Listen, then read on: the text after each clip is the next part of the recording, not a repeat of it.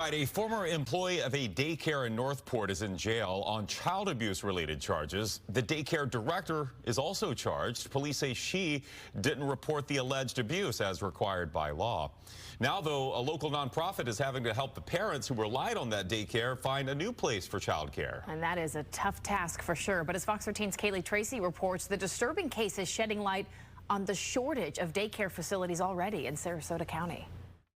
Christina McGill says she thought her daughter was just being a typical toddler when she told her she didn't want to go to school.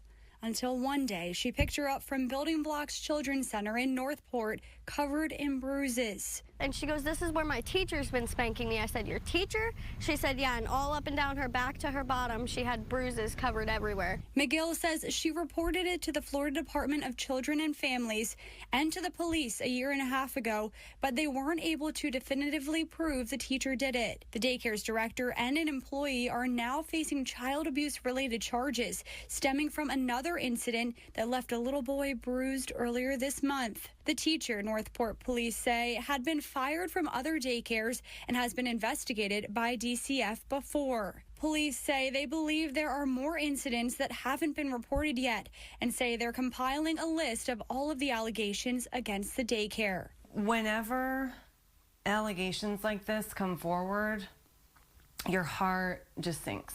Anna McClendon with the Early Learning Coalition of Sarasota County says they're helping families whose children went to Building Blocks Children's Center who were on financial assistance find other child care. She says there's a real lack of child care facilities in the area. It's a crisis. The entire nation descended on Sarasota County in the last 3 years.